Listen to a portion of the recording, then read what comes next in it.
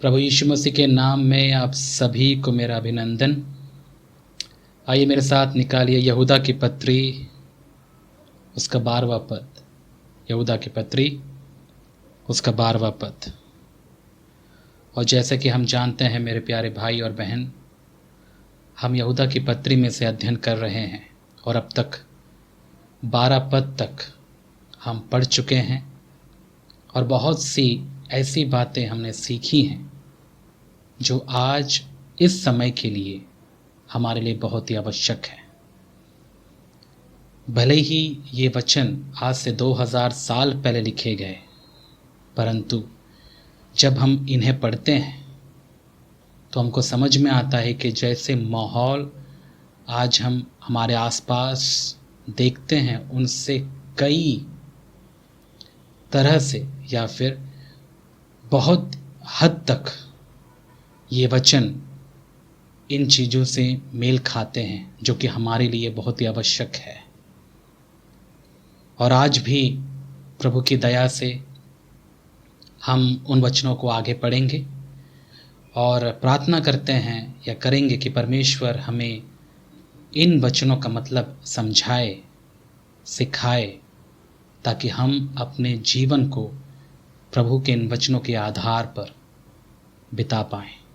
तो आइए मेरे साथ निकालिए यहूदा की पत्री 12 पद और मैं आपके सामने पढ़ता हूँ। यदि आपके पास बाइबल है तो आप खोल के देख सकते हैं। यहाँ पर ऐसा लिखा हुआ है, ये तुम्हारी प्रेम सभाओं में तुम्हारे साथ खाते पीते समुद्र में छिपी हुई चट्टान सरीखे हैं और बेधड़क अपना ही पेट भरने वाले रखवाले हैं। वे निर्जल बादल हैं जिन्हें हवा उड़ा ले जाती है। पतझड़ के निष्फल पेड़ हैं जो 2 बार मर चुके हैं और जड़ से उखड़ गए हैं।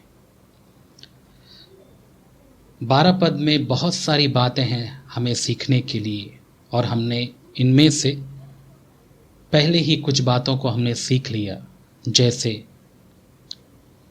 उन झूठे शिक्षक या भविष्यवक्ताओं के बारे में जो आम तौर पर कलीसिया के लोगों के साथ में संगति रखते हैं, उनके साथ खाते पीते हैं, लेकिन उनका उद्देश्य संगति के दौरान कलीसिया की भलाई करने का नहीं होता, परंतु वे संगति इसलिए रखते हैं ताकि उनका फ़ायदा हो। ये बातें हमने पिछले कुछ संदेशों में भी सीखा है। और हमने सीखा यहाँ पर कि वे समुद्र में छिपी हुई चट्टान सरीखे हैं, मतलब ठोकर खिलाने के लिए वे लोग हमेशा तैयार रहते हैं। भले ये बात उनको ना पता हो, लेकिन उनसे ठोकर ज़रूर लगती है। और ठोकर लगने का मतलब क्या कि वे बड़े आसानी से प्रभु के शिष्यों को या फिर उसके अनुयायियों को संसार की तरफ मोड़ देते हैं। और यही तो सबसे बड़ा ठोकर है। जो प्रभु की ओर हमारे ध्यान को नहीं केंद्रित करता, नहीं लेकर जाता, वो क्या करता है? वो ठोकर ही तो खिलाता है। और यहाँ पर जब हम इन पदों को पढ़ रहे थे, हमको समझ में आया कि यहूदा के समय में जो लोग अपने आप को शिक्षक और भविष्यवक्ता के रूप में उस कलीसिया में कार्यरत थे, वे लोग उन समुद्र में छिपी हुई चट्टानों के सरीखे काम कर रहे थे। कितनों को उन्होंने ठोकर खिलाया होगा और कितनों को उन लोगों ने प्रभु यीशु मसीह से दूर किया होगा अपने जीवन शैली के माध्यम से। और इसीलिए तो यहूदा चाहता है कि विश्वासी ऐसे लोगों से सावधान रहे जो हमको प्रभु से दूर लेकर जाते हैं और इस संसार से हमारा तालमेल जोड़ देते हैं। और हमने कुछ बातें सीखी कि वो बेधड़क अपना ही पेट भरने वाले रखवाले हैं। और जैसे कि हमने पहले भी सुना, वे डरते नहीं है किसी का, किसी से नहीं डरते हैं वे लोग। गलत काम करने के लिए उनको बिल्कुल डर नहीं लगता, जबकि उनको पता है कि चर्च में आकर, कलीसिया में आकर और कलीसिया में सेवा करते हुए हम कलीसिया का फ़ायदा नहीं उठा सकते, क्योंकि परमेश्वर को एक दिन न्याय देना पड़ेगा। फिर भी वे लोग परमेश्वर से या उस न्याय से भी नहीं डरते हैं। वे बेधड़क, मतलब बिना किसी डर के, अपने स्वार्थ के काम, अपने फ़ायदे के काम वे लगातार करते रहते हैं। और इस किस्म के लोग, ऐसे मसीही शिक्षक आज हमें कलीसिया में देखने को मिलते हैं, जो केवल अपना फ़ायदा ढूंढते हैं। उन्हें कलीसिया के आत्मिक उन्नति से कोई लेना देना नहीं होता। उनको बस एक ही चीज़ चाहिए कि कैसे वे कलीसिया के माध्यम से, कलीसिया के लोगों के धन के माध्यम से वे अपना पेट भरें, अपने आप को अमीर बनाएं और वे इस संसार में प्रभावशाली बने। यही तो उनका उद्देश्य है, यही उनका उद्देश्य था। यहाँ पर जब हम पढ़ते हैं, यहूदा के समय में भी ऐसे लोग थे और आज भी ऐसे लोग बहुतायत से आपको कलीसिया में ऐसे रखवालों को देखने को आप देख सकते हैं, मेरा मतलब है। तो हमें क्या करना है? यदि हम सावधान नहीं हैं तो मेरा यकीन मानिए आप अवश्य धोखा खा सकते हैं। आपको इस प्रकार के जो प्रचारक हैं या शिक्षक हैं, आपको आर्थिक तौर पर और सबसे बड़ी बात आत्मिक तौर पर लूट सकते हैं। क्योंकि जैसे यीशु मसीह ने कहा, चोर आता ही इसलिए है कि वो धोखा दे, चोरी करे और लूटे। और चोर यानी शैतान ऐसे झूठे भविष्यवक्ताओं या शिक्षकों के माध्यम से विश्वासियों का जो सबसे बड़ी संपत्ति है, जो कि उनका विश्वास है, वो लूटना चाहते हैं। और उसके लिए सबसे बड़े जो जरिया कौन है? यही झूठे शिक्षक और प्रचारक। इनके द्वारा शैतान कईयों के विश्वास को लूट चुका है, कईयों को कंगाल कर चुका है, क्योंकि विश्वास ही तो हमारा धन और हमारी संपत्ति है।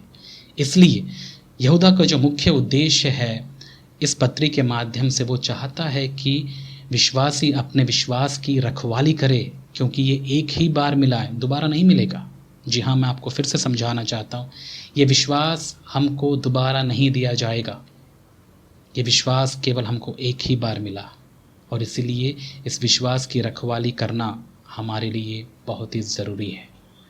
और जैसे मैंने अभी अभी कहा कि शैतान इस विश्वास को चुराने के लिए बहुत हद तक ऐसे झूठे शिक्षकों और प्रचारकों का इस्तेमाल किया, करता है और आज भी कर रहा है। इसलिए यदि हम सावधान नहीं हैं तो मेरा यकीन मानिए हम अपने विश्वास को खो भी सकते हैं। और हाँ, ऐसे लोगों से भी आपको सावधान होने की ज़रूरत है जो ये कहते हैं एक बार यदि आपने यीशु मसीह पर विश्वास कर लिया, उसके बाद रिलैक्स हो जाओ, आपको किसी भी चीज़ से डरने की ज़रूरत नहीं है, आपका विश्वास बना रहता है, आपका विश्वास कभी खोएगा नहीं, क्योंकि अनुग्रह ही से तो आप बचाए गए हो। तो अब हमें किस बात से डरने की ज़रूरत है? यदि आपको लगता है कि ये संदेश पतरस ने भी प्रचार किया, ऐसा ही संदेश पौलुस ने भी प्रचार किया और ऐसा ही यही बात यीशु मसीह ने भी बताया, तो मैं क्या कह सकता हूँ आपको? मानिए फिर। लेकिन जब मैं प्रभु के इन दासों को सुनता हूँ, विशेष करके पौलुस को या पतरस को, और जब मैं यीशु मसीह के बातों को ही सुनता हूँ, तो वहाँ पर मुझे कभी ऐसी बात सुनने या समझने को नहीं मिलती। जबकि वहाँ पर मुझे समझ में आता है कि वे जो प्रभु के दास थे या फिर प्रारंभिक कलीसिया के जो अगुवे थे, जैसे पौलुस या पतरस या यूहन्ना, वे कलीसिया को बार बार चिताते थे, उनको समझाते थे, उनको आगाह करते थे, जागरूक करते थे, मजबूत करते थे, प्रोत्साहित करते थे इस बात के लिए कि वे लगातार अपने विश्वास में बढ़ते जाएं और हर एक झूठ से सावधान रहें। क्यों? क्योंकि उनको डर था कि कहीं ये अपना विश्वास खो ना दे। क्योंकि एक बार विश्वास करने से यदि हमारा विश्वास हमें बना रहता है तो फिर हमें शिक्षा लेने की क्या ज़रूरत है? वो तो मिल ही गया। फिर हमें प्रचारक की क्या ज़रूरत है, हमें भविष्यवक्ताओं की क्या ज़रूरत है, जो बार बार आकर हमें चिताते हैं, समझाते हैं, डांटते हैं ज़रूरत पड़ने पर। उनकी हमें क्या ज़रूरत है? हम तो विश्वास हमको तो मिल ही गया, हम तो बच ही गए। अब हमें चर्च जाने की भी क्या ज़रूरत है? क्या लगता है आपको? आप इन बातों को समझ पा रहे हैं? दुर्भाग्यवश कई लोगों को ये बातें नहीं समझ में आती और वे इस प्रकार के प्रचारकों को सुनकर अपने जीवन को बर्बाद कर देते हैं और उनको लगता है चलो एक बार तो विश्वास हो ही गया, अब हमें किस बात का डर। स्वर्ग में हमने रजिस्ट्रेशन करवा ही लिया, अब हम स्वर्ग के वासी हैं, जैसा चाहे हम वैसा जी सकते हैं, जो खाना चाहते हम खा सकते हैं, जो देखना चाहते हम देख सकते हैं, जो सुनना चाहते हम सुन सकते हैं। अब हमको पाप कभी गुलाम बना ही नहीं सकता। कितना अच्छा लगता है सुनने के लिए, लेकिन यही तो है शैतान का धोखा। याद रखिएगा, यदि विश्वास नहीं खोया जा सकता तो ये पत्रिका लिखना व्यर्थ है। विश्वास की रखवाली करने के जो विचार यहूदा ने इस कलीसिया को समझाया, ये सब बेवकूफ़ी है। सही बोल रहा हूँ कि नहीं मैं आपको? ये सब भी बेवकूफ़ी है। हमें पढ़ने की क्या ज़रूरत है? हमें शिक्षा लेने की कोई ज़रूरत ही नहीं है। अपने आप को सुधारने की भी ज़रूरत नहीं है, क्योंकि हम तो स्वर्ग पहुँच ही गए ना। यदि आप ऐसे प्रचारकों को सुनते हैं तो मैं आपसे क्या कह सकता हूँ? यही बात कह सकता हूँ कि आप सच में अपनी बेवकूफ़ी की हद पार कर रहे हैं और आपको समझ ही नहीं है, क्योंकि आपने कभी बाइबल नहीं पढ़ा होगा, आपने प्रभु के दासों को आपने सुना नहीं होगा। इसलिए मैं चाहता हूँ कि आप कृपया बाइबल पढ़िए, प्रभु के दासों को आप सुनिए, विशेष करके पौलुस की पत्रियों को, पतरस की पत्रियों को, यूहन्ना की पत्रियों को पढ़कर देखिए, उनके दिल को समझने की कोशिश करिए कि वे किस हद तक अपने उन कलीसिया के लोगों को बचाने के लिए रोते थे। उनका बोझ क्या था, वो क्या चाहते थे, कैसे उस कलीसिया के लोग प्रभु में बढ़े। उनका एक बोझ था कि वो कलीसिया के लोग प्रभु यीशु मसीह के दुल्हन के रूप में स्वच्छ और शुद्ध तरीके से, पवित्र तरीके से तैयार हो जाए। ये था उनका उद्देश्य। क्या आपको लगता है कि आजकल के जो प्रचारक हैं इसी उद्देश्य से चर्च में सेवा कर रहे हैं? आप किसी भी कलीसिया में जाते होंगे, मैं नहीं जानता, लेकिन क्या आपको लगता है आप जिस कलीसिया में जाते हैं वहाँ के आपके जो रखवाले हैं वे इसी उद्देश्य के अनुसार चर्च में या कलीसिया में सेवा कर रहे हैं? यदि नहीं कर रहे हैं तो मैं आपसे कहना चाहता हूँ, फिर क्यों जा रहे हैं आप उस कलीसिया में? क्यों ना आप ऐसे कलीसिया को ढूंढें जहाँ पर आपकी आत्मिक उन्नति के बारे में ज़्यादा फोकस या केंद्र या आपको ज़्यादातर बताया जाता है। आजकल पता है मेरे प्यारे भाई और बहन, मैं सच कहता हूँ, बहुत सारी कलीसियाओं में जितना आत्मिक उन्नति के बारे में नहीं बताया जाता, उससे कई हद तक, कई ज़्यादा वे आपको दान दक्षिणा के बारे में, दशवांश के बारे में सिखा कर आपको पागल कर देते, जैसे आपको पता ही ना हो। प्रभु के कलीसिया में दान देना ये आपका प्रेम है। यदि आप प्रभु से प्रेम रखते हैं तो आप देंगे, अन्यथा मुझे आपको बार बार चिताने या समझाने की ज़रूरत नहीं है कि आपको देना पड़ता है। लेकिन बहुत सारे कलीसियाओं में क्या होता है, वहाँ पर रखवाले हर संडे, जैसे हम बच्चों को एक ही लेसन बार बार समझाते हैं, हर संडे उनको बार बार उनको ये याद दिलाना पड़ता है, भाई तुमको दान देना ज़रूरी है। यकीन मानिए, इस कलीसिया में मैं कभी भी अपने यहाँ आने वाले विश्वासियों को कभी मैंने दबाव या ज़बरदस्ती नहीं की कि उनको दान देना ही है। कई लोग नहीं दे पाते हैं, कई लोग देते हैं अपनी मर्ज़ी से, लेकिन मैंने कभी दबाव नहीं डाला। क्यों? क्योंकि मुझे यीशु मसीह, पौलुस, पतरस और उस समय के प्रेरित लोगों का अनुसरण करना है। मैं उनके पद चिन्हों पर चलना चाहता हूँ, ना कि आजकल के ये भिखारी पास्टरों या रखवालों के पद चिन्हों पर। इसलिए सावधान हो जाइए, समझिए इन बातों को जो मैं आपको समझाने की कोशिश कर रहा हूँ। यदि आप ऐसे कलीसिया में भागीदार हैं तो मैं नहीं समझता आप क्यों वहाँ पर जा रहे हैं, क्यों वहाँ पर आप रह रहे हैं, क्यों उस कलीसिया के साथ में आपने संगति रखी हुई है। यह आपका पर्सनल या व्यक्तिगत निर्णय है, आपकी इच्छा। लेकिन मैं कभी भी प्रोत्साहित नहीं करूँगा कि विश्वासी ऐसे कलीसियाओं में जाकर अपने आप को उन रखवालों के हाथ में दे दे जो आपको केवल लूटेंगे, आपके आत्मिक जीवन को छीनेंगे अपने संदेशों के माध्यम से, और आपके ध्यान को इस संसार के प्रेम, सांसारिक वस्तुओं या फिर सांसारिक धन दौलत के प्रति मोड़ देंगे। सावधान।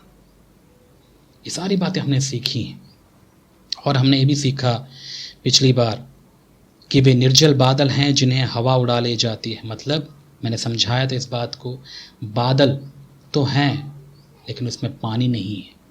ये सबसे बड़े धोखे की बात है। मतलब वे रखवाले तो हैं, मसीही तो हैं बाहरी तौर पर, लेकिन उनमें पवित्र आत्मा का जल नहीं है। और जब बादल में पानी ही नहीं है तो वो बादल केवल धुआं है, और जब धुआं है तो हवा उसे इस संसार के प्रलोभन, इस संसार की तकलीफ़ें और इस संसार की विचारधाराएं उन रखवालों को उड़ा ले जाती है। इसलिए इस संसार में बहुत सारे ऐसे रखवाले हैं जो इस संसार में पढ़कर, प्रलोभित होकर, परीक्षाओं में पढ़कर अपने जीवनों को नाश कर देते हैं, क्योंकि वे हवा को झेल नहीं सकते। वे केवल धुआं थे, उनमें जल नहीं था। आज कैसे ही कितने ही ऐसे रखवाले कलीसियाओं में काम कर रहे हैं जिनमें पवित्र आत्मा का बसेरा नहीं है, उनमें पवित्र आत्मा नहीं है, और नहीं होने की वजह से, और साफ साफ झलकता है। मैंने आपको ये भी बताया था, जब किसी व्यक्ति में पवित्र आत्मा होता है उसका जो प्रूफ है वो है उसका प्रेम से भरा जीवन, जो पहले परमेश्वर के प्रति और दूसरी जो कलीसिया या अपने भाई और बहन के प्रति दिखता है। और जब एक रखवाले में ये दो चीज़ें नहीं दिखती, इसका मतलब वो पवित्र आत्मा से नहीं भरा है।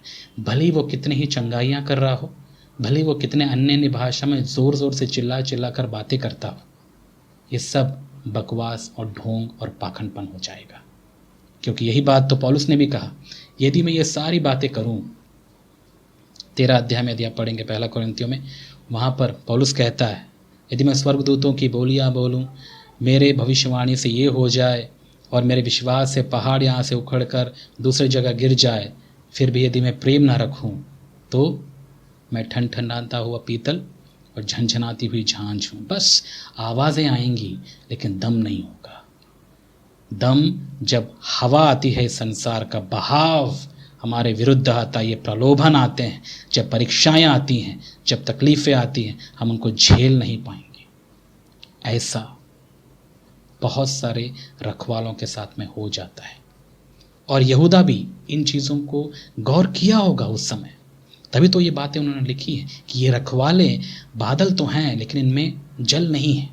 वे बिना पवित्र आत्मा के सेवा करने वाले रखवाले हैं, बिना परमेश्वर के प्रेम को अनुभव किए, और हो सकता है अनुभव भी किए हों, लेकिन अपने जीवन के दौरान उन्होंने अपने विश्वास को खो दिया। उन्होंने अपने प्रेम को इस संसार के प्रेम में मिलावट करके, या फिर संसार के प्रेम के प्रति आकर्षण होकर, संसार के प्रति आकर्षण होकर अपने प्रेम को जो प्रभु के प्रति था उसको खोकर इस संसार के प्रेम में पड़ गए और अपना नाश कर बैठे। यही बात है। और जब उस समय में ऐसे लोग थे तो सोच के देखिए आज के समय में क्या नहीं होंगे मेरे प्यारे भाई और बहन। आज के समय में बहुत आयत से हैं, इसीलिए सावधान। और आज जो हम वचन पढ़ने जा रहे हैं उसके आगे ऐसा लिखा है, देखिए, पतझड़ के निष्फल पेड़ हैं जो 2 बार मर चुके हैं और जड़ से उखड़ गए हैं।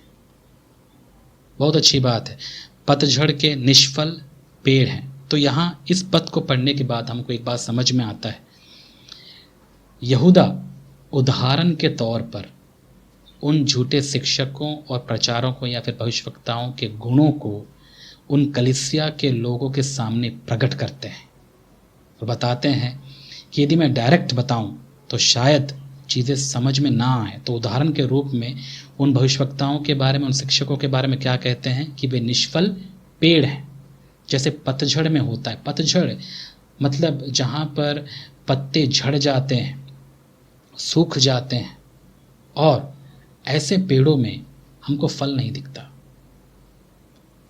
तो यहूदा उन कलीसिया के लोगों को क्या बताना चाहता था? वो ये बताना चाहता था कि इन लोगों में या इन झूठे शिक्षकों या प्रचारकों में फल नहीं लगते हैं, वे निष्फल पेड़ हैं। निष्फल पेड़ मतलब जिनमें प्रभु के गुण या फल नहीं लगते हैं। यही बात मैं आपको भी बताना चाहता हूँ। याद रखिएगा, जो प्रभु के सच्चे दास या सच्चे रखवाले होते हैं, उनमें यीशु मसीह के गुण आपको देखने को मिल जाएंगे। उसमें प्रभु यीशु मसीह के गुण रूपी फल दिखेंगे आपको। मतलब अब यीशु मसीह के गुण क्या हैं? हमको सीधी सीधी बात और बहुत ही आसानी से हमको पता चल जाता है। सबसे पहला गुण यीशु मसीह का यही है, परमेश्वर का प्रेम। मतलब प्रभु के सच्चे लोगों में परमेश्वर का प्रेम होगा। याद रखिएगा, मैं जानबूझकर आपको बोल रहा हूँ परमेश्वर का प्रेम, क्योंकि हम सब के अंदर मानवीय प्रेम पहले से ही है, और यही मानवीय प्रेम स्वार्थी प्रेम है। हमको ये बात पता है। इस प्रेम की मैं बात नहीं कर रहा हूँ। कई बार जब मैं लोगों को बताता हूँ कि हमें प्रेम रखना है एक दूसरे से, तो वे अपने मानवीय प्रेम को उजागर करके उसी प्रेम से अपने भाई और बहन से प्रेम रखने की कोशिश करते हैं, और वही प्रेम वे दिखाना चाहते हैं। और ये प्रेम स्वार्थी होता है, और ये क्या होता है? शर्त पर आधारित होता है। शर्त पर आधारित मतलब यदि मेरा भाई मुझसे भी अच्छा है तो मैं भी उससे अच्छा रहूँगा, यदि वो मुझसे बात करता है तो मैं भी उससे बात करूँगा। ये है उनके प्रेम का जो परिभाषा है, यही है उनका प्रेम। लेकिन इस प्रेम की बात बाइबल हमको नहीं सिखाती है। बाइबल हमको सिखाती है कि हमें परमेश्वर के प्रेम से भरे होना चाहिए। वही है पवित्र आत्मा से भरने का मतलब। और यहाँ पर जब हम पढ़ते हैं इन रखवालों के बारे में कि इन रखवालों में यही फल नहीं था, और यही फल नहीं होने की वजह से वे झूठे शिक्षक या भविष्यवक्ता कहलाए। और मैं आपको ये बात बता ही रहा था कि सच्चे प्रभु के सेवकों में ये फल आपको देखने को मिलेगा। वे परमेश्वर से बहुत प्रेम रखते हैं। उनके लिए परमेश्वर से बढ़कर कुछ नहीं होता। उनके लिए परमेश्वर से बढ़कर ना इस संसार का धन दौलत या ऐश्वर्य या वैभव होता है, ना ही इस संसार में रहने वाले हमारे रिश्तेदार या हमारे परिवार के सदस्य क्यों ना हो।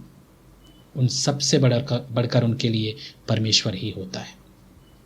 और आज के समय में ऐसे ना समझौता करने वाले रखवालों को देखने की उम्मीद आज कई शिष्यों में या कई प्रभु के लोगों में आज भी दिखती है। वे देखना चाहते हैं ऐसे लोगों को, ऐसे रखवालों को, कि हमारे कलीसियाओं में या हमारे देश में कुछ ऐसे रखवाले हों जो प्रभु से पूरे जी जान से प्रेम रखने वाले हों।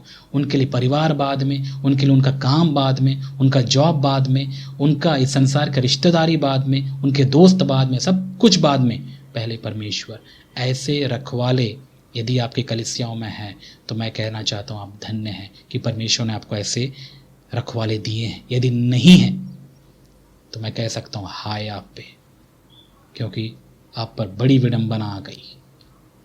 आप आराम से धोखा खाएंगे उन लोगों से। इसीलिए सावधान रहिए रखवालों से। वो कोई भी हो, भले ही आपका पास्टर हो या भले ही आपके चर्च में कोई गेस्ट के रूप में प्रचारक हो जो चर्च में आते रहते हैं। कईयों की आदत होती है बाहर से लोगों को बुलवाने का भी, ठीक है, मैं ये नहीं कहता कि हमें नहीं बुलाना चाहिए, ओके, लेकिन क्या जब वे आते हैं परखते भी हैं आप?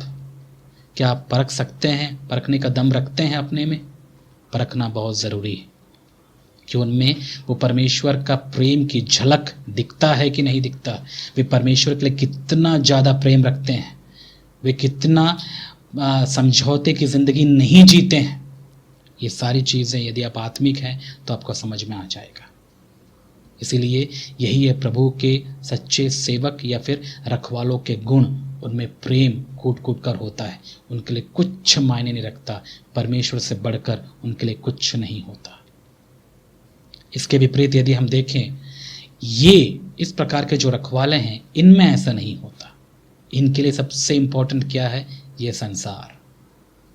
यदि प्रभु का प्रेम नहीं है इनमें, तो फिर कौन सा प्रेम की उम्मीद करते हैं आप? इनमें क्या होगा फिर? इनमें संसार का प्रेम होगा। और संसार में क्या है? आंखों की अभिलाषा, शरीर की अभिलाषा, जीविका का घमंड, जो हम पढ़ते हैं पहला यूहन्ना में। ये सारी चीज़ें यदि पास्टर में दिखती है, यदि वो आंखों की अभिलाषा से पीड़ित है, तो सोच के देखिए, और वो उसमें मस्त है, उसमें वो एंजॉय कर रहा है, इसका मतलब वो कब का इस संसार के प्रेम में पड़ चुका। इस संसार के प्रेम ने उसे अपनी ओर आकर्षित करके उसको अपना गुलाम बना ही लिया। और ऐसे रखवाले आज के समय में आप बहुतेरे कलीसियाओं में देखने को आप देख सकते हैं।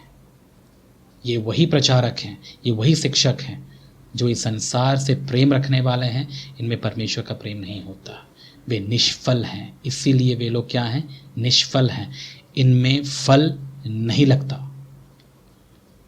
और हम बहुत सारी बातें देखते हैं गलतियों की पत्री में, जब हम 5:22 पढ़ते हैं, वहाँ पर पवित्र आत्मा के जो फल हैं वहाँ हमको देखने को मिलता है कि इनमें पहला तो प्रेम है, उसके बाद और बहुत सारे गुण हमको उनमें देखने को मिल जाएंगे। लेकिन इन झूठे शिक्षकों में ये सारी चीज़ें आपको देखने को नहीं मिलेगा।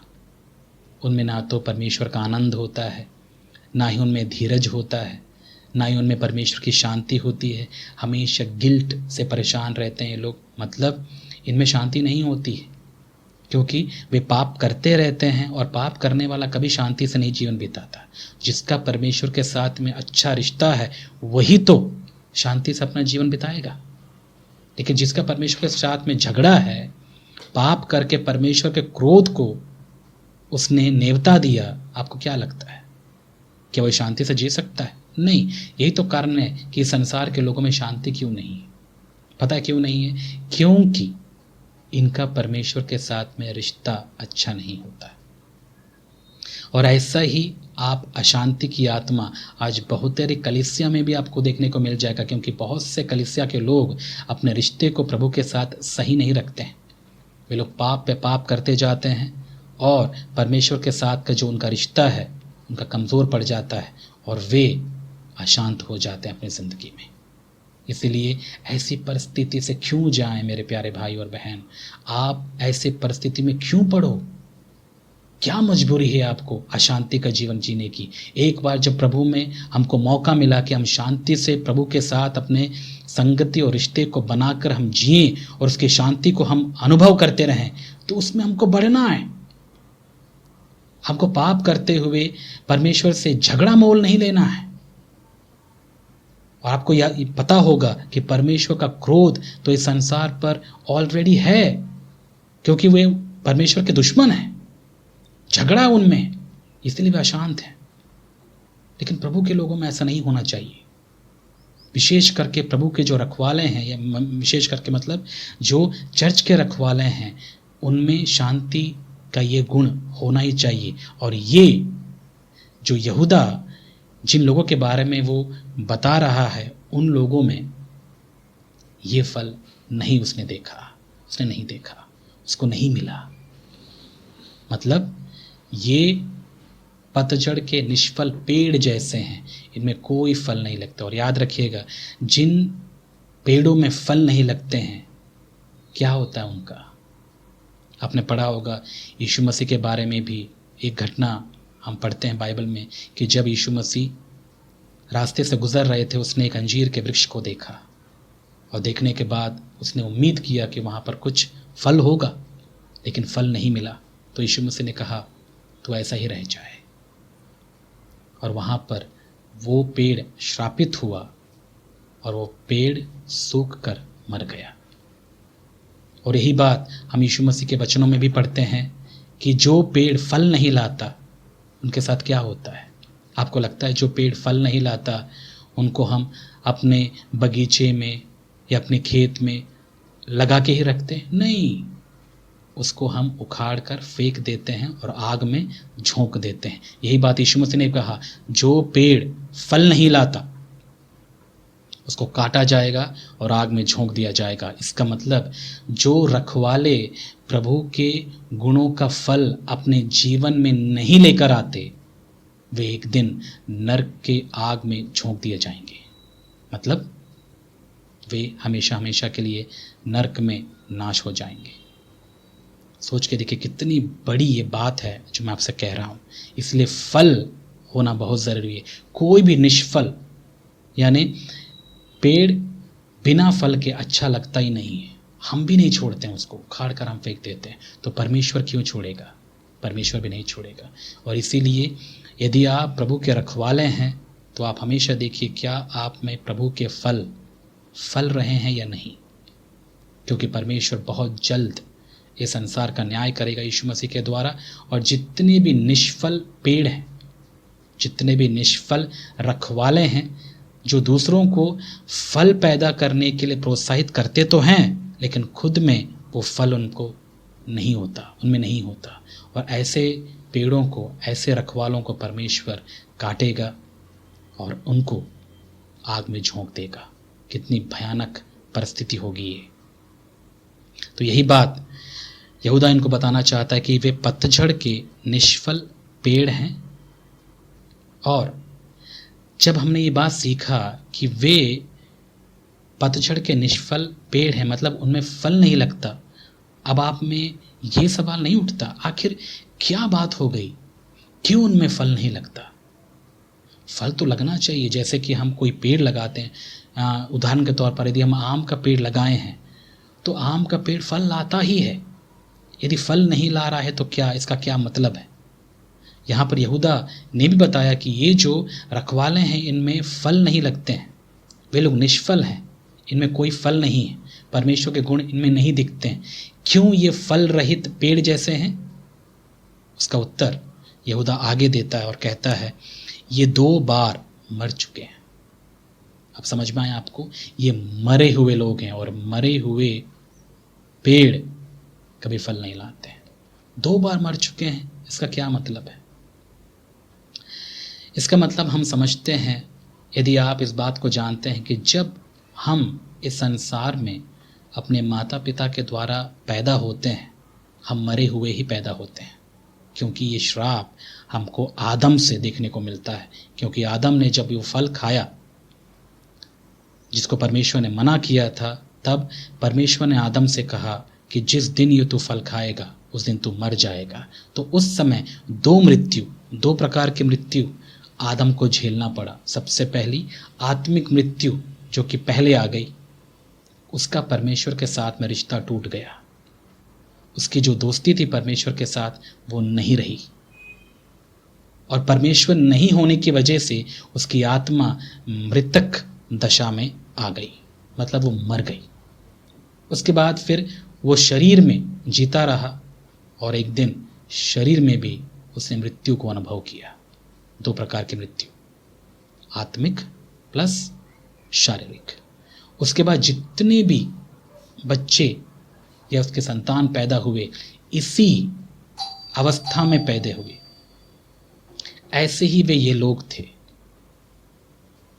और इसी सिचुएशन में ही उनका जन्म हुआ। वे बच्चे जो थे वे मृतक ही पैदा हुए आत्मिक तौर पर। आपको समझ में आ रहा मैं क्या बताना चाहता हूँ? मेरे कहने का मतलब है कि जितने बच्चे इस संसार में जन्म लेते हैं वे सारे बच्चे आत्मिक तौर पर मृतक पैदा होते हैं। मतलब इनमें लाइफ या जीवन नहीं होता, क्योंकि हमको पता है जीवन कौन है? यीशु मसीह है। और जिनके पास यीशु मसीह नहीं है वो मरे हुए हैं, वे मृतक हैं, क्योंकि यीशु मसीह ने कहा मैं ही जीवन हूँ, मैं ही पुनरुत्थान हूँ। यीशु मसीह ने कहा मैं ही जीवन हूँ, मैं ही पुनरुत्थान हूँ। इसका मतलब वो जीवन है, और जिसके पास यीशु मसीह नहीं है वो मरा हुआ इंसान है। और यही बात हम बच्चों में भी देखते हैं, हम बड़ों में भी देखते हैं, और उन सारे लोगों में देखते हैं जो यीशु मसीह पर विश्वास नहीं रखते। उनके जीवन में यीशु मसीह नहीं होने की वजह से वे मरी हुई दशा में रहते हैं। हाँ, उनमें आत्मा तो होती है, और आत्मा होने की वजह से हमेशा परमात्मा की वो चाह रखती है, उस परमेश्वर को प्राप्त करने की, उस परमेश्वर को अनुभव करने की चाह उनमें होती ज़रूर है, लेकिन वे लोग मृतक होते हैं। इसीलिए फिर वो धर्मों का सहारा लेते हैं, इसीलिए वो झूठे विचारधाराओं में फंसकर अच्छे कामों को करते हुए परमेश्वर को अनुभव करने की कोशिश करते हैं, अपने आप को अच्छा बनाने की कोशिश करते हैं, और बहुत सारे ऐसे काम वो करते हैं ये सोचकर कि जो उनमें खालीपन है बस वो भर जाए, जो सूखापन है वो सही हो जाए बस। लेकिन क्या उनको ऐसा मिल पाता है? नहीं। वे हर जगह जाएंगे, सब कुछ करेंगे, लेकिन उनको एक बात पता नहीं होता कि बिना यीशु मसीह के वे कभी भी परमेश्वर को अनुभव नहीं कर पाएंगे। क्यों? क्योंकि यीशु मसीह ने कहा, मैं ही मार्ग हूँ, मैं ही सत्य हूँ और मैं ही जीवन हूँ। बिना मेरे द्वारा कोई पिता तक यानी परमेश्वर तक नहीं पहुँच सकता। और ये बात की सच्चाई बहुत कम लोग जानते हैं, और विशेष करके हमारे देश में तो बहुत से कम लोग। इसीलिए वे पागलों की तरह अच्छे कामों का सहारा लेते हैं, धर्मों का सहारा लेते हैं, और ये करते हैं वो करते हैं, तीर्थ यात्राओं का काम करते हैं, सब कुछ करते हैं, लेकिन यीशु मसीह के पास नहीं आने की वजह से वे कभी परमेश्वर को अनुभव नहीं कर पाते हैं। क्योंकि यीशु मसीह ही मार्ग है जिसके द्वारा हम परमेश्वर को जान सकते हैं। आपको समझ में आ रहा है मेरे प्यारे भाई और बहन? ये एक सबसे बड़ा समस्या है।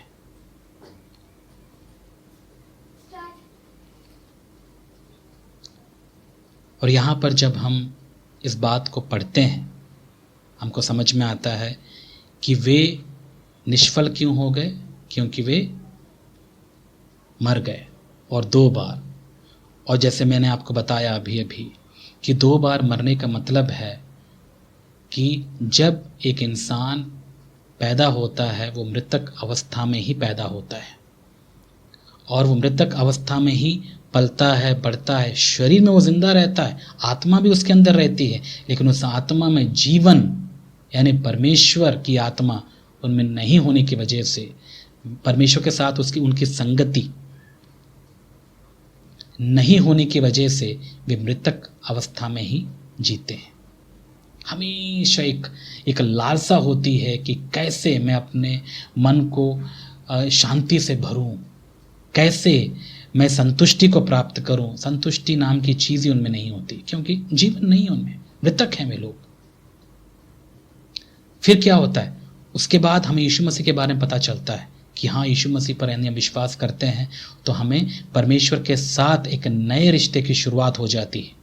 हम परमेश्वर को अनुभव करना शुरू करते हैं, परमेश्वर में उसके द्वारा हमारे पाप क्षमा हो जाते हैं, उसके साथ हमारा एक रिश्ता कायम हो जाता है। उसके बाद हम नई जिंदगी शुरू करते हैं वहाँ पर, और नई जिंदगी जब हम शुरू करते हैं तो पवित्र आत्मा का अनुभव हम अपने आत्मा में करते हैं, और वहाँ पर हमें जीवन प्राप्त होता है। ये वैसा ही होता है जैसे एक छोटा सा बच्चा इस संसार में पैदा होता है, तो इसी को भी हम कहते हैं नया जन्म। हमारी आत्मा पवित्र आत्मा के ताकत से एक नया जन्म प्राप्त करता है, और इस नए जन्म को प्राप्त करने के बाद अब वो आत्मा मृतक अवस्था में नहीं रहती। क्यों?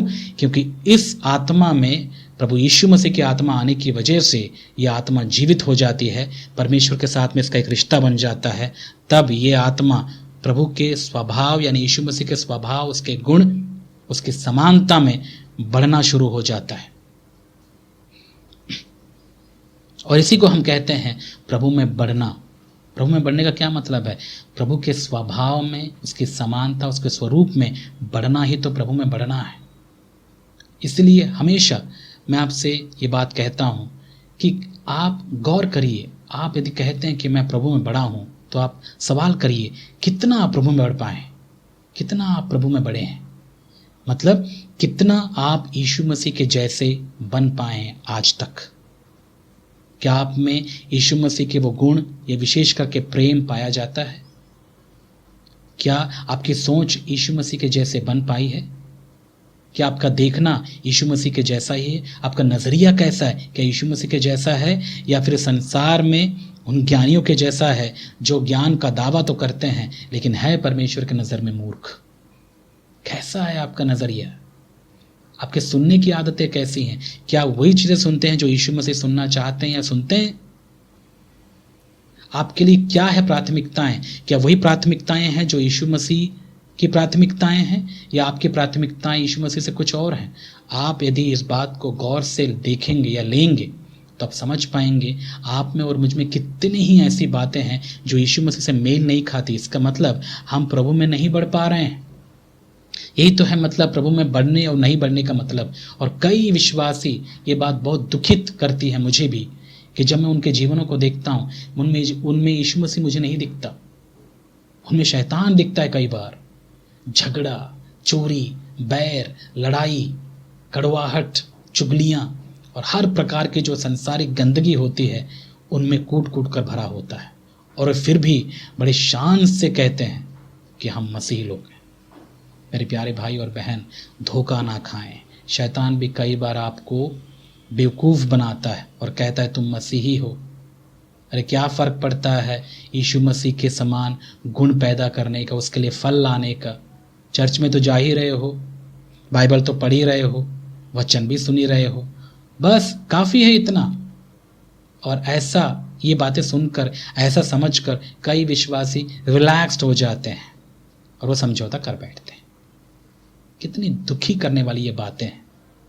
फिर भी कईयों को समझ नहीं आता, क्या करें? शैतान ने उनके कानों को, उनके दिमाग को, उनकी आंखों को बांध कर रख देता है। इस संसार के आकर्षण से वे लोग बंध जाते हैं। इसलिए मेरे प्यारे भाई और बहन, आप धोखा ना खाएं, ऐसे बंधनों में ना पड़ें, ऐसे बंधनों में ना फंसें, सतर्क रहें अपने जीवन में। सो मैं क्या बता रहा था आपको, ऐसा ही नया जन्म प्राप्त करते हैं हम। कब? जब यीशु मसीह की आत्मा हम में आती है, तो उसके बाद हमारा जीवन वहाँ से शुरू हो जाता है, फिर चलता है, चलता रहता है। ऐसा ही हम प्रभु में बढ़ते जाते हैं। लेकिन याद रखिएगा, हम यीशु मसीह को जान तो गए, जन्म तो हमारा हो गया, लेकिन क्या हम इस संसार से निकल जाते हैं? नहीं। आप एक बात जानते हैं, कई बार मुझ में एक सवाल आता है, यदि यीशु मसीह का उद्देश्य था कि हम उद्धार प्राप्त करें, तो जिस दिन हमने यीशु मसीह पर विश्वास किया उस दिन हम मर क्यों नहीं गए? हम सीधा स्वर्ग में क्यों नहीं चले गए? पता क्यों? क्योंकि परमेश्वर चाहते हैं कि हम उस नए जन्म को प्राप्त करने के बाद उस नए जन्म में या फिर उस नए रिश्ते में इस संसार में ही बढ़ें, अपने विश्वास को काम में लाएं, अपने विश्वास में बढ़ें। और यही संसार का जो हमारा जीवन है, हो सकता है 60 साल या 70 साल जब तक हम जीते हैं, इन्हीं 70 या 80 या 60 सालों में हमें प्रभु के जैसा बनना है। यही उद्देश्य है परमेश्वर का, इसीलिए उन्होंने हमें यहाँ रखा हुआ है। इसलिए हम उसी समय नहीं मर गए जब हमने यीशु मसीह पर विश्वास किया। उदाहरण के तौर पर, यदि समझो मेरा जो जीवन है संसार में 60 साल या 70 साल का होगा, तो मैंने यीशु मसीह पर विश्वास किया जब मैं 17 साल का था।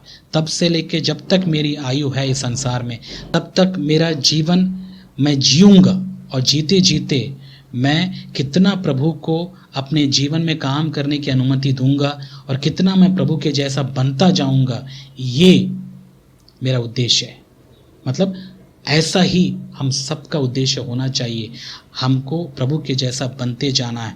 हमारा जीवन जब तक इस संसार में है, प्रभु का उद्देश्य यही है कि हम यीशु मसीह के स्वरूप और समानता में बढ़ते चले जाएं, जिसके आधार पे आपको और मुझे क्या मिलेगा? प्रतिफल। आप जानते हैं प्रतिफल प्रभु हमको कैसे देंगे? हमारा प्रतिफल यीशु मसीह के स्वरूप और समानता में बढ़ने के आधार पर मिलेगा।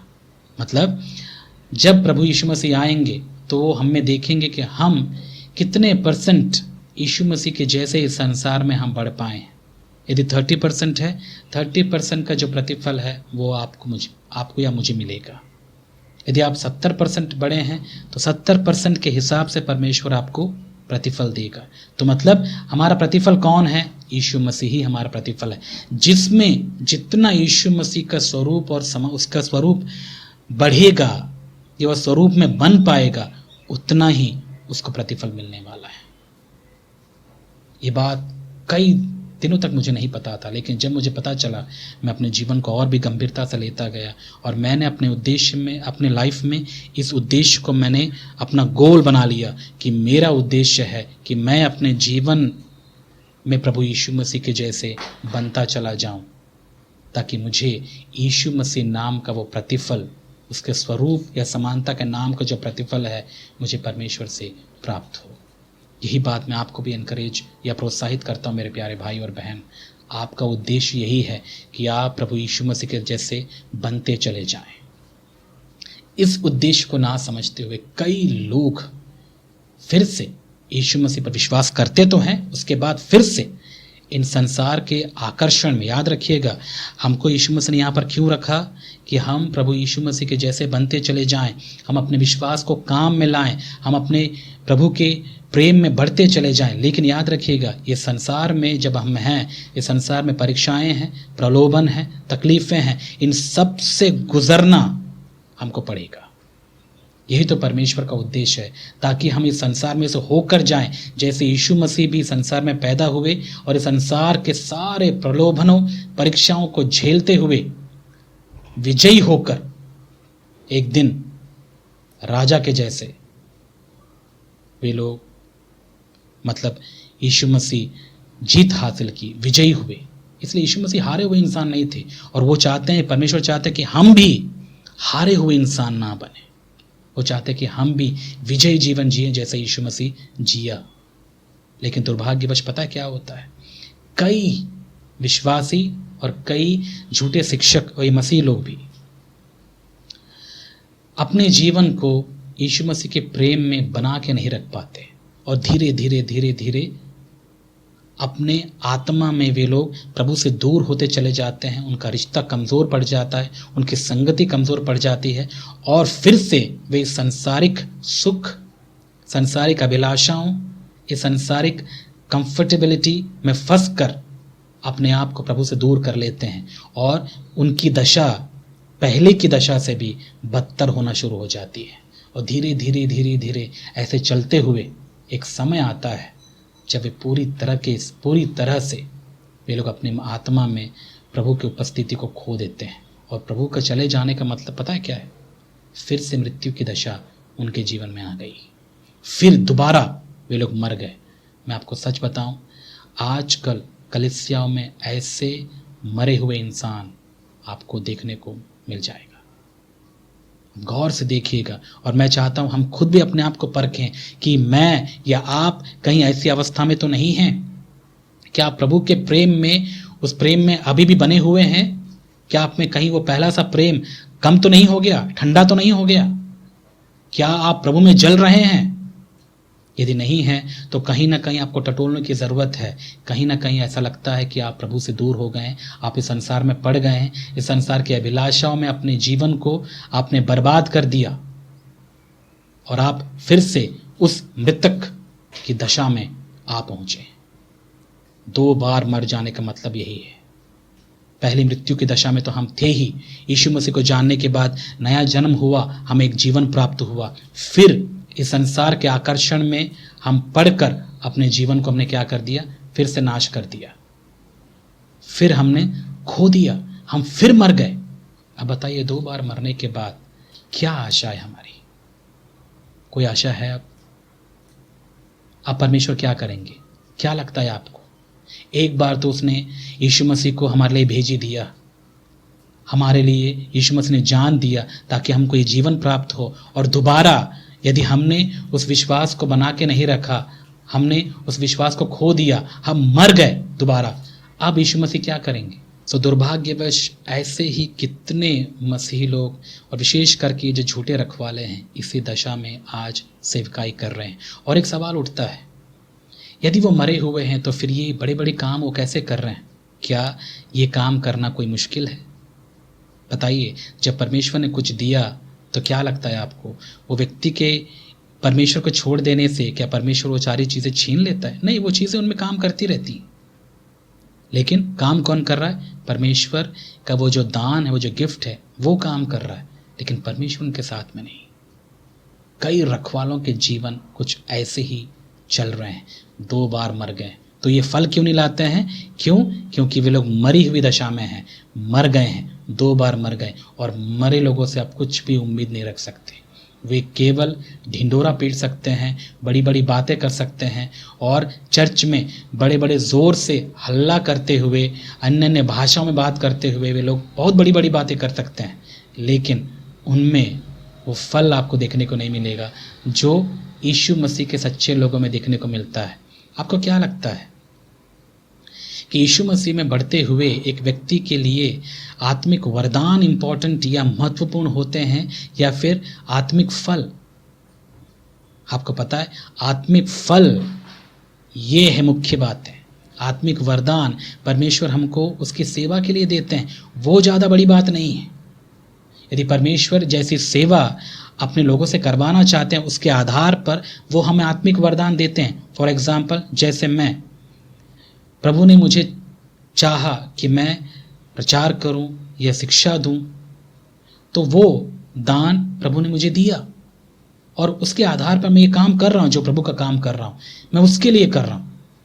लेकिन क्या मेरा फोकस इन्हीं चीज़ों में है? बिल्कुल नहीं। मैं चाहता हूं कि मैं अपने प्रभु की इच्छा पूरी करूं और उसके लिए फल लेकर आऊं, ताकि प्रभु यीशु मसीह की जो छवि है मुझ में से झलके, लोग प्रभु यीशु मसीह को देख पाए, उस प्रेम को वे लोग अनुभव कर पाए जब मैं उनसे मिलता हूं, जब मैं उनके साथ संगति रखता हूं। ये है मेरी इच्छा। बाकी जो सेवा का काम है वो परमेश्वर का दान कर रहा है। समझ में आ रहा है मेरे प्यारे भाई और बहन? तो यहां पर सोच के देखिए, जैसे कि मैंने आपसे पूछा था, ये फल क्यों नहीं लाते हैं? क्योंकि वे लोग मरे हुए हैं, 2 बार मर चुके हैं। और मरे हुए इंसान कभी फल नहीं लाते, मरे हुए पेड़ कभी फल नहीं लाते। ये बात। उसके बाद अब मैंने आपको बताया कि वे फल नहीं लाते, क्यों? कारण क्या है उसका? मरे हुए हैं। अब वे क्यों मर गए? क्यों ऐसी मरी हुई दशा में वे लोग फिर से आ गए? क्योंकि उसका उत्तर देखिए, यहूदा आगे देता और कहता है, वे जड़ से उखड़ गए हैं। इसका मतलब उनकी जड़ें पहले कहाँ थी? यीशु मसीह पर विश्वास करने के बाद उनकी जड़ें पवित्र आत्मा के द्वारा यीशु मसीह पर विश्वास करने के बाद परमेश्वर के साथ जुड़ गई थी। और क्योंकि उनकी संगति परमेश्वर के साथ थी, परमेश्वर के गुण उनके जीवन से बहता था, इसीलिए वे लोग जीवित थे। और क्योंकि इस संसार की हवा के झोंकों ने और इस संसार में जो प्रचंड वायु चलती है, प्रलोभन या परीक्षाएं या फिर जो आकर्षण है, वे इतना ज्यादा इनके जीवन को प्रभावित की कि वे जड़ से उखड़ गए। मतलब इनका रिश्ता ये परमेश्वर के साथ में क्या हो गया? फीका पड़ गया, या हो सकता है खत्म ही हो गया, उखड़ गए। समझ में आ रहा मेरे प्यारे भाई और बहन? इसका मतलब क्या है? उखड़ कैसे गए? क्योंकि ये संसार बहुत ही ज़्यादा प्रलोभन और आकर्षण से भरा हुआ है। ये एक हवा जैसा है, जैसे हम बारिश के मौसम में देखते हैं कई जगहों में, विशेष करके साउथ इंडिया में या फिर ऐसे समुद्री इलाकों में जब हवाएं चलती हैं या आसपास, कई हवा इतनी प्रचंड होती है, इतनी भयंकर होती है कि बड़े बड़े पेड़ को भी उखाड़ देते हैं, जड़ों से उखाड़ देते हैं। तो सोच के देखिए, इस संसार के जो प्रलोभन है उसी हवा के जैसे ही तो है। इस संसार का जो आकर्षण है उसी वायु जैसा तो है। और सबसे बड़ी आकर्षण वाली जो बात है आज के समय में, जो कई सेवकों को जड़ से उखाड़ देती है, यानी परमेश्वर के साथ उनका रिश्ता खत्म करवा देती है, और वो वायु है। सोच के देखिए क्या हो सकता है।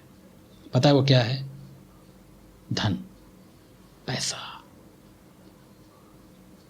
पैसा जिसके लिए आदमी कुछ भी कर सकता है। आज के समय में सबसे ज्यादा शक्तिशाली यदि कोई चीज है तो वो है पैसा। इस संसार में पैसे से आप कुछ भी कर सकते हो, कुछ भी ले सकते हो, कुछ भी खरीद सकते हो। अपने जीवन को खुशहाल, विशेष करके सांसारिक तौर पर आप कर सकते हो। लेकिन दुर्भाग्यवश पैसा हमें आत्मिक संतुष्टि नहीं दे सकता। ये बात को जानते हुए भी कई लोग पैसे के पीछे, जैसे एक कुत्ता हड्डी की ओर भागता चला जाता है, वैसे ही संसार के लोग आज पैसे के पीछे उस कुत्ते जैसे भागते चले जा रहे हैं। और दुख की बात है, कई रखवाले भी इन्हीं कुत्तों के झुंड में शामिल हैं, जो मसीह रखवाले हैं। और वे जा रहे हैं इस संसार के पीछे, धन के पीछे, और उनको पता नहीं कि वो एक ऐसी प्रचंड वायु है जो उनको परमेश्वर के साथ जो उनका रिश्ता है, जो जड़ें हैं जो परमेश्वर के साथ लगी हुई हैं, उनको उखाड़ने का ताकत दम रखते हैं वे लोग। इसलिए यदि हम सावधान नहीं हैं और ऐसे रखवाले सावधान नहीं होते हैं, इसीलिए वे लोग उखड़ जाते हैं। और यहाँ पर यही बात यहूदा उन विश्वासियों को समझाने की कोशिश करता है और कहता है कि वे लोग जड़ से उखड़ गए हैं, उनका रिश्ता परमेश्वर के साथ में टूट गया। और क्योंकि परमेश्वर के साथ उनका रिश्ता टूट गया, इस संसार के प्रचंड प्रलोभन और परीक्षाओं ने और आकर्षण ने उनको जड़ से उखाड़ दिया। वे लोग मृतक अवस्था में आ गए और मृतक होने की वजह से वे फल नहीं लाते। और जब फल नहीं लाते तो क्या होगा उनके साथ? ऐसे पेड़ को, ऐसे लोगों को काट दिया जाएगा, मतलब यीशु मसीह से अलग कर दिया जाएगा और नरक में डाल दिया जाएगा। क्योंकि यीशु मसीह ने कहा, जो पेड़ मुझ में है और फल नहीं लाती, उनको परमेश्वर क्या करेगा? काटेगा और आग में झोंक देगा। कितनी भयंकर परिस्थिति होगी। इसका मतलब मैं समझता हूं कि जब यीशु मसीह आएंगे, कई लोगों के लिए ये सबसे बड़ा सरप्राइज होगा। कई रखवालों के लिए जो ऐसा सोचकर सेवा कर रहे थे कि वे प्रभु की सेवा कर रहे हैं, लेकिन उनको कभी ये बात का एहसास ही नहीं हुआ कि वे कब के मर चुके थे, कब के वे परमेश्वर के साथ अपने रिश्ते में दूर हो चुके थे, मर चुके थे, वे उखड़ चुके थे। संसार ने उनको उखाड़ दिया। इसलिए यहूदा इन बातों को अपनी कलीसिया के लोगों को समझाते हुए कहता है, ऐसे लोगों से तुमको सावधानी बरतने की ज़रूरत है। अब एक बात बताइए, अब तक हमने इन बातों को सीखा, समझा भी। अब हमें सीखने के लिए अब हम करना क्या है? यहूदा क्या चाहता था कि वो विश्वासी करें इन बातों को सुनकर? देखिए, मैंने पहले भी आपको बताया कि जब हम ऐसे लोगों को देखते हैं, ऐसे लोगों के साथ में रहते हैं, यदि ऐसे रखवाले हमारे कलीसिया में हैं, तो इसमें कोई देरी नहीं होती कि ये गुण हम में भी आ जाता है। क्योंकि पाप फैलने वाली एक बीमारी जैसी है। गुण हम दूसरों को हमेशा कॉपी करते हैं। और इंडियंस, जहाँ तक भारतीयों का सवाल है, विशेष करके जो भारतीय सेवक जो हैं, कॉपी करने में नंबर 1 होते हैं। उनमें दम नहीं होता।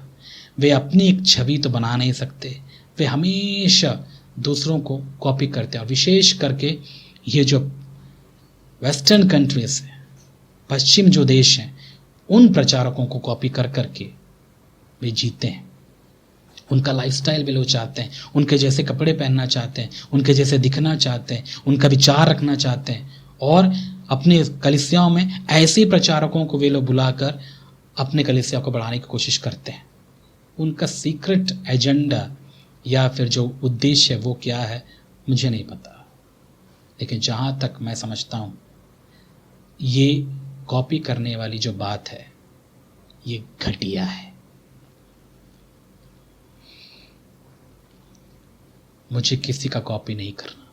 मैं चाहता हूँ कि मैं अपने प्रभु यीशु मसीह के जैसा बनूँ। मैं उसी को ही कॉपी करना चाहता हूँ। यदि आप ऐसे पश्चिम देशों के सेवकों को कॉपी करते हैं, वहाँ के विश्वासियों को कॉपी करते हैं, मैं ये नहीं कहता कि उनमें अच्छे गुण नहीं हैं। अच्छे हैं तो देखिए क्या वो प्रभु यीशु मसीह जैसे हैं। मेरे लिए अच्छा केवल अच्छा नहीं, मेरे लिए अच्छे का मतलब है प्रभु यीशु मसीह के जैसा। जो कुछ प्रभु यीशु मसीह के जैसा नहीं है वो मेरे लिए घटिया है, वो बेकार है, वो अच्छा नहीं है। और जो कुछ प्रभु यीशु मसीह के जैसा है वो मेरे लिए अच्छा है। ऐसे मैं अच्छे के परिभाषा को समझता हूं। क्या आप भी ऐसे ही समझते हैं? समझने की कोशिश करिए। क्या सिखाना चाहता है वो कि ऐसे लोगों को तुम कॉपी ना करो। और हमारे अंदर एक टेंडेंसी, एक झुकाव है कि हम ऐसे लोगों को कॉपी कर लेते हैं, इनके गुण हम में आ जाता है। जैसे कौन सा गुण? मरे हुए लोग, उनके समान गलतियां हम भी कर बैठते हैं। तो ऐसे रखवालों को देखकर आप अपने आत्मिक जीवन में मजबूत हो जाइए। आप यदि उनके साथ रहते हैं फिर भी आप उनके गुणों को अपने जीवन में आने से अपने आप को रोकिए, तो कहीं ये आपको प्रभावित ना करे। दूसरी बात, आपको पता है कि हम ऐसे लोगों के साथ में आज के समय में बहुत सारी कलीसियाओं में ऐसा हो भी रहा है। तो मेरे प्यारे भाई और बहन, जब वहाँ ऐसा हो रहा है तो आपकी जिम्मेदारी क्या है, मेरी जिम्मेदारी क्या है? जब ऐसा हो रहा होता है, मैं सीधा प्रभु के पास जाता हूँ और बोलता हूँ, प्रभु मुझे अनुग्रह दीजिए। यदि वो ऐसा हो रहे हैं तो मैं क्यों ऐसा हूँ? मैं अपने जीवन को बर्बाद नहीं करना चाहता। वे मर रहे हैं, प्रभु आपको छोड़कर जा रहे हैं, मैं क्यों जाऊं? मैं नहीं जाना चाहता। और मैं जानता हूं बिना प्रभु के अनुग्रह के मैं कुछ नहीं कर सकता। दीनता और नम्रता के साथ प्रभु की उपस्थिति में जाकर मैं विनती और प्रार्थना करता हूं कि प्रभु मुझे अनुग्रह दीजिए। मैं आपके लिए फल लाना चाहता हूं अपने जीवन से। वो निष्फल होकर फल रहित यदि वो जीवन जी रहा है, उसकी इच्छा प्रभु मैं नहीं जीना चाहता। और ना ही मुझ पर भरोसा रखने वाले, विशेष करके जो यहाँ आकर परमेश्वर का वचन सुनने की इच्छा रखते हैं, उनके साथ भी प्रभु ऐसा नहीं होना चाहिए। मेरे परिवार के साथ ऐसा नहीं होना चाहिए। और मैं ये बात आपको ही प्रोत्साहित करना चाहता हूँ मेरे प्यारे भाई और बहन, आपके साथ भी ऐसा नहीं होना चाहिए। निष्फल जीवन अच्छा नहीं है। और कई लोग क्यों निष्फल हो जाते हैं? प्रभु को अनुमति देते ही नहीं। प्रभु उनके जीवन को फलवंत करना चाहते हैं, लेकिन हम नहीं चाहते। यदि प्रभु चाहते हैं कि वो आपके जीवन को फलवंत करें, जब तक आप अपने जीवन को उसके सामने दीनता और नम्रता के साथ में नहीं रखेंगे, कैसे प्रभु आपको बदलेगा? कैसे आपके जीवन को बदल पाएगा परमेश्वर? कर नहीं पाएगा परमेश्वर यदि आप रोक के रखते हैं। तो प्रभु को अनुमति दीजिए कि वो आपके जीवन को कंट्रोल करे। शैतान को तो हम बड़ी जल्दी कंट्रोल में दे देते हैं, परमेश्वर को क्यों नहीं? इसीलिए कईयों का जीवन नहीं बदलता। ठीक है, समझ रहे हैं? तो पहली बात मैंने क्या बताया? कॉपी नहीं करिएगा, कॉपी करने से सावधान रहिए। दूसरी बात, फलवंत होना ये आपकी जिम्मेदारी है, जिसके लिए दीनता और नम्रता के साथ प्रभु से अनुग्रह प्राप्त करते रहिए, ताकि आप फलवंत होते जाएं। मरने की अवस्था में ना आइए। यदि आपको लगता है कि आप में प्रभु का प्रेम ठंडा हो गया, क्या है उसका उपचार? चलो हो गया, जान दो अब, ऐसा नहीं है। एक ही बार हमको ये विश्वास मिला है, क्या करना चाहिए आपको? प्रभु के पास आइए। प्रभु आपसे कुछ नहीं चाहते हैं, प्रभु आपसे कुछ नहीं चाहते हैं।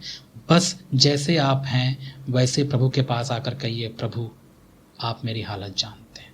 अब तक मैं यदि अपने बारे में बताऊं, अपनी गवाही बताऊं, मेरे जीवन में सबसे बड़ी समस्या एक ही रही है, वो है निराशा। हमेशा मैं निराश हो जाता हूँ, छोटी छोटी बातों में चलता आ रहा है। और मुझे हमेशा पता है कि निराश जब हो जाता हूँ मैं, तो मुझे करना क्या है? मैं कहीं नहीं जाता, कोई मेरी निराशा को दूर नहीं कर सकता। अब इस समस्या से मैं बाहर आ रहा हूँ। देखिए, जैसे हमको पता है सब में कुछ ना कुछ कमियां हैं, मुझ में भी है, और मुझे पता है मेरी कमियां क्या हैं। लेकिन मैंने इस बात को सीख लिया कि जब भी मैं निराश हूँ तो मुझे करना क्या है? मैं सीधा प्रभु के पास जाता हूँ। जैसी अवस्था में हूँ उसी अवस्था में अपने आप को प्रभु के सामने रखता हूँ और कहता हूँ, प्रभु देखिए मैं ऐसा हूँ, अब मुझे आपकी ज़रूरत है, मैं कुछ नहीं कर सकता आपके बगैर, मुझ पर दया कीजिए। आपके द्वारा ही मैं यीशु मसीह को जान पाया हूँ, आपके द्वारा ही मैं यीशु मसीह के समान जी सकता हूँ, आपके द्वारा ही मैं अपने इस दौड़ को भी पूरी कर सकता हूँ। मुझे दया करिए, मुझ पर दया कीजिए, मेरी सहायता कीजिए। और यकीन मानिए, प्रभु फिर से अपनी आत्मा से तरोताज़ा करके मुझे उठाकर फिर खड़ा करते हैं। फिर मुझ में एक नई जोश और हिम्मत प्रभु डाल देते हैं, तब मैं उसकी सेवा फिर कर पाता हूँ। ऐसा आपके साथ भी होगा यदि आप इस बात पर विश्वास करके प्रार्थना करते हैं। तो समझ में आया मेरे प्यारे भाई और बहन? तो हमें निष्फल होकर फल रहित जीवन जीने की कोई ज़रूरत नहीं है। प्रभु के पास आए, प्रभु हमें फलवंत कर सकते हैं, लेकिन उसके लिए दीनता और नम्रता बहुत ज़रूरी है। अपनी अवस्था को सच्चाई और ईमानदारी से परमेश्वर के सामने रखने की ज़रूरत है। यदि आप घमंडी होकर अपने इस कमज़ोरियों को प्रभु के सामने नहीं रखते हैं, इसका मतलब आप घमंडी हैं और आपके साथ परमेश्वर कुछ नहीं कर सकता। इसीलिए आज इस समय मैं आपको प्रोत्साहित करता हूँ और प्रभु के नाम से आपको चिताता हूँ कि जैसे इन झूठे रखवालों के साथ में यहूदा के समय हुआ, आज भी ऐसे बहुत सारे झूठे रखवाले हैं। इन लोगों के गुणों से थोड़ा सावधान रहिए, ताकि ये गुण आप में ना आ जाए और आपकी परिस्थिति कहीं उनके जैसे ना हो जाए। मरी हुई जिंदगी कहीं आपकी ना हो जाए, निष्फल जिंदगी कहीं आपकी ना हो जाए, कहीं आप प्रभु के साथ अपने रिश्तों में कमज़ोर ना पड़ जाएं। इसलिए अपने आप को मजबूत करिए। अब ये समय है, अब सोने की ज़रूरत नहीं है, बहुत हो गया। अब आपको जागने की ज़रूरत है, प्रभु के प्रेम में मजबूत होने की ज़रूरत है, ऐसे लोगों को परखने की ज़रूरत है और ऐसे लोगों से सावधान रहने की ज़रूरत है। इन्हीं बातों के साथ मैं दुआ करता हूं कि परमेश्वर आपकी सहायता करे। आइए दुआ करते हैं। जीवित परमेश्वर पिता, धन्यवाद इन वचनों को समझाने के लिए, और जैसे आज हमने इन वचनों के माध्यम से सीखा कि कैसे प्रभु हमें फलवंत जीवन जीते ही रहना है, आपके प्रेम में बने रहना है और ऐसे झूठे रखवालों के उन गुणों से हमें सावधान रहना है। प्रभु, हमने जितना भी बातें सीखा, हम चाहते हैं कि आप आत्मिक तौर पर पवित्र आत्मा के द्वारा हमें ये सारी बातें अनुभव करवाइए, ताकि हमें ये बातें अच्छे से समझ में आए। और जो सुनने वाले मेरे प्यारे भाई और बहन को भी आप आशीषित कीजिए। धन्यवाद, आपने प्रार्थना सुनी। यीशु मसीह के नाम से पिता हम प्रार्थना करते हैं, आमीन।